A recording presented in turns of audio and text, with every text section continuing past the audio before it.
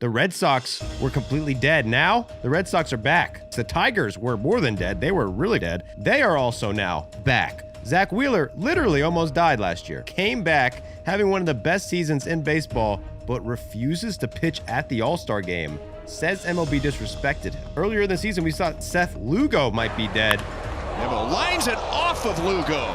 If you remember that, he got hit in the face with a comebacker. 104, was it, Mitch? He came back 9 days later, then faced the Mets this week. Got another comebacker. Tapper left to the mound. Lugo fielding, throwing on the run, and it gets Cagliani cannot pick it. Picks it up. For some reason, he throws it to the on-deck circle. Worst throw I've ever seen. Bench, now it's thrown to the backstop. Nick Lofton picks it up, throws it past the catcher. Now the ball gets away again, and Bench will score.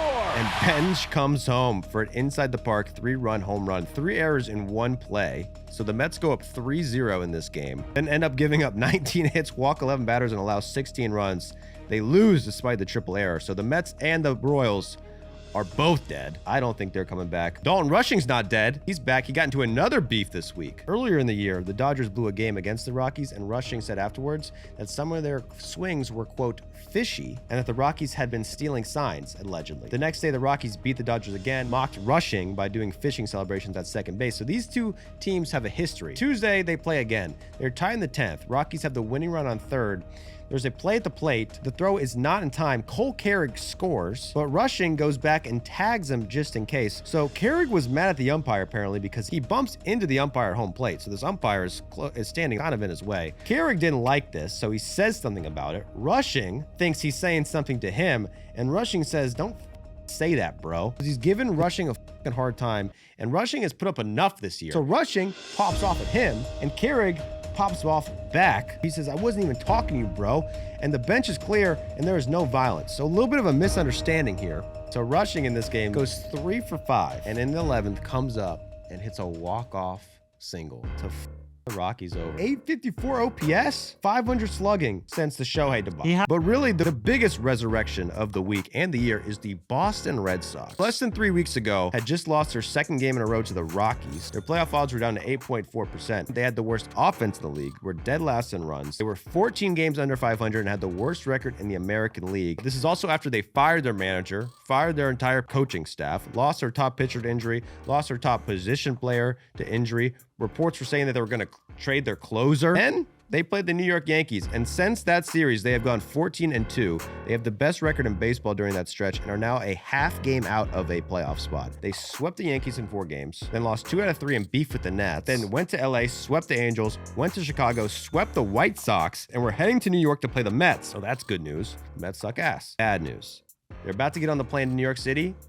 Plane doesn't work. Broken plane. So they sat delayed in the plane for over 6 hours, realized they weren't going to be able to leave that night, deplaned, went back to the hotel, got to the hotel at 2 a.m., had another flight scheduled in the morning. There was a mechanical issue with the plane, so that flight did not leave until 3 p.m. Eastern Standard Time. Mind you, the game starts at 7:15 Eastern Standard Time. The pitcher, Sonny Gray, starting pitcher, he's on the plane too. He's like warming up in the cockpit, or not, probably not in the cockpit. Plane lands at 4:40. The Red Sox get to the stadium at 5 p.m. They're coming in. They have to delay the game 30 minutes. So you think, oh no, they're going to be sluggish. They're going to be tired. They get no sleep. They've been in a plane for 14 hours straight. Oh my gosh. First batter of the game hits a fly ball to right field. Nice piece of hitting, but Soto dropped the ball. Juan Soto makes an error on the first play of the game. This error leads to 2 runs. Sonny Gray shuts him down 6 innings, allows 1 run. Red Sox win game 1. Saturday, they do a bullpen game, shut the Mets down for 9 innings, win 4-0. On Sunday, they're going back. They go down 2-0 in the bottom of the 8th. They only have a 6% chance to win this game. According to Gabrielle Starr, the Red Sox were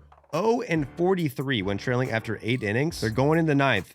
Down 2-0. Runner on first, 1 out. Francisco Lindor gets a potential double play ball to end the game. Ball that could end it, but Lindor boots it, and they'll get no outs. He makes an error. Maybe they just trade them both now. I don't know. Either way, base loaded, 1 out. Jarren Duran hits a pop-up. This was a 72-mile-per-hour exit velocity at an expected 170 batting average. Drops in for a hit. Ties the game. Red Sox end up winning in extras. 9th straight win. For the first time since 1977, the Red Sox go 9-0 on a road trip. Now they are 36-31 under their new manager, Chad Tracy. Playoff odds went from 8.4% to now being 40%. Kansas City Royals. The Royals have been crowned the worst team in baseball. Officially got swept by the Orioles and now have the worst record in baseball. They did have a fun thing happen though. Tyler Tolbert, this guy, 9-hole hitter on the worst team in MLB, spent 8 years in the minors, never once put up a season with an OPS over 755 in the minors. He's played in 70 major league games his entire life. He's facing the Phillies. This is only his 10th game he started the entire year. Starts a game against Jesus Luzardo, knocks a 74-mile-per-hour single off the bat. Luzardo can't field it. It's ruled a hit. Then rips a single off Jesus Luzardo. 2 hits against an all-star pitcher. They take him out of the game. 2 for 2. Next game, infield single off Christopher Sanchez. He hits this 63.3 miles per hour off another elite starter. That's 3 hits in a row. Hits an RBI double off Christopher Sanchez. Hits this one 86.7 miles per hour. That's his first double of the season. 4 hits in a row. Next at bat, hits his first home run of the season off Tanner Banks. All of a sudden, this guy's a trip away from the cycle. That's 5 hits in a row for him. Wow. Comes up again.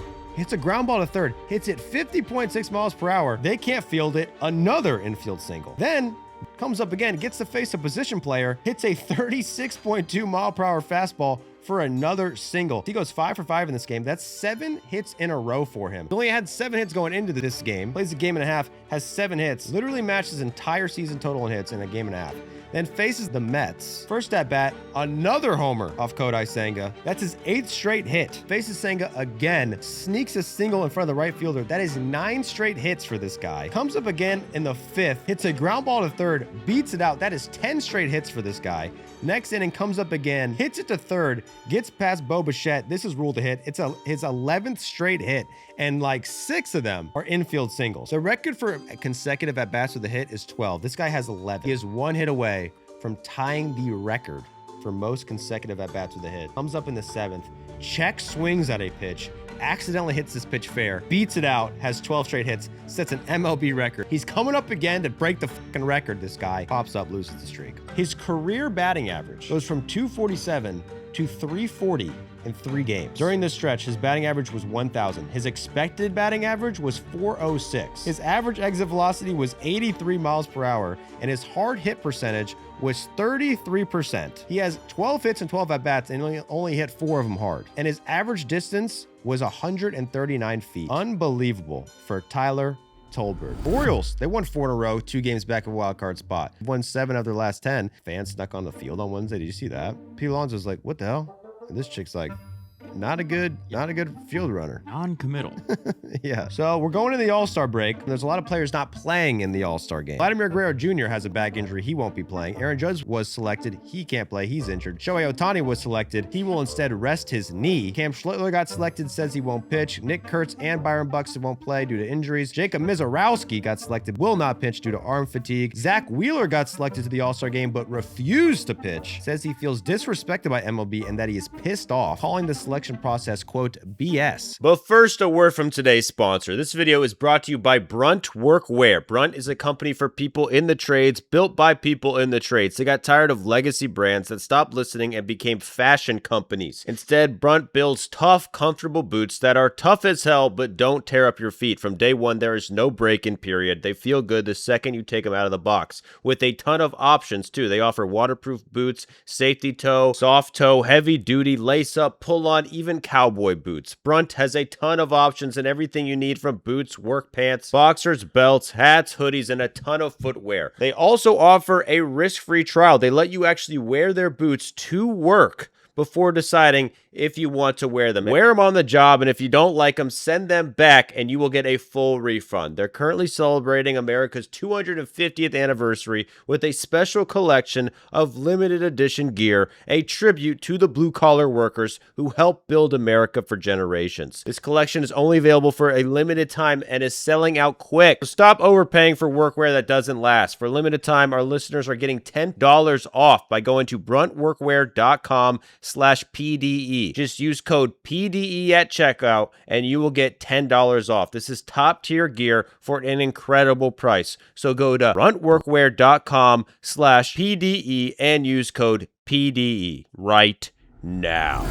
So this guy almost died last season. Now that might be hyperbole. I wasn't there. However, he did deal with the blood clot. Had to get a emergency surgery. They're calling it a thoracic outlet decompression surgery. Had to have a rib removed. So he missed the entire end of the season last year. Couldn't pitch in the playoffs. 6 players never threw another pitch after suffering this same injury. Strasburg was never the same after it. Also, Chris Carpenter is another example of a guy who was never the same after it. Zach Wheeler has come back from this. So far this year, since coming back, I believe he came back in May. He has a 2.13 ERA in 15 starts, 10.45 K per 9. He's 10-1 on the season, has a 4.8 B WAR, second most valuable pitcher in MLB by B WAR, while missing like the first month of the season, but initially was not selected for the All-Star game, which is in Philadelphia. So not only do you come back from dying, second best WAR in the league, and the game is at home, and you're not selected in the first round. So Zach Wheeler came out immediately and said, quote, "It pisses me off. It's BS." He was then invited on Friday by Major League Baseball as an injury replacement, but says, quote,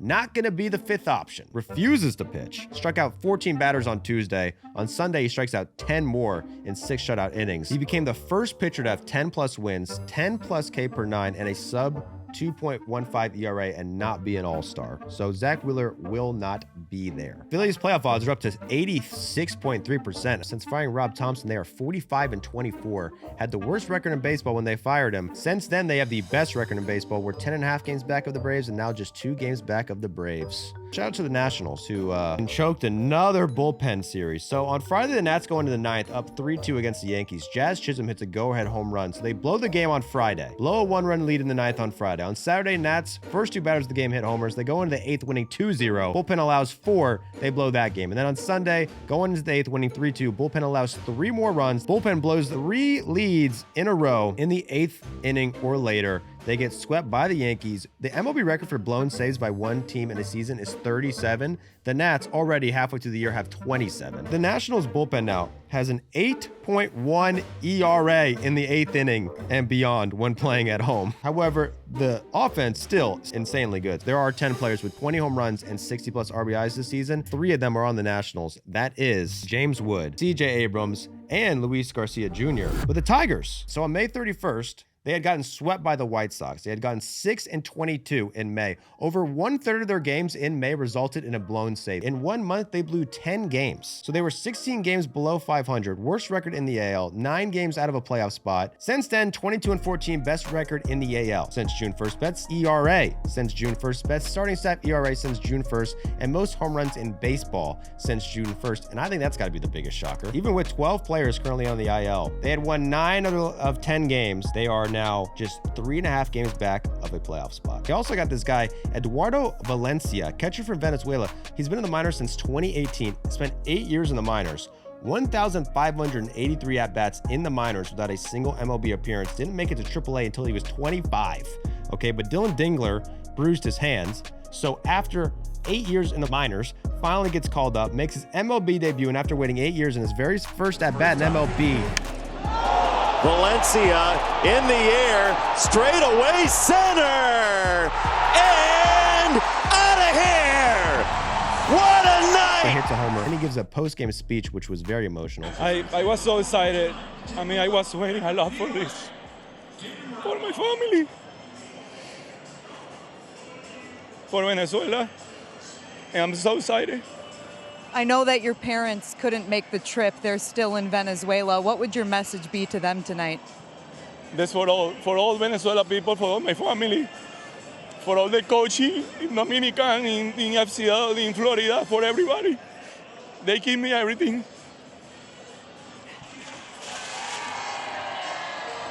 BDE Philanthropy. We can donate to Venezuela below the comments on YouTube. And that is all for this week's episode, guys. If we missed your favorite team or you want to hear us go more in depth on your favorite team, click this link to hear the full-length podcast. We have timestamps for all 30 teams. We cover all 30 every single week. So thanks for watching, and please like and subscribe. See you next time.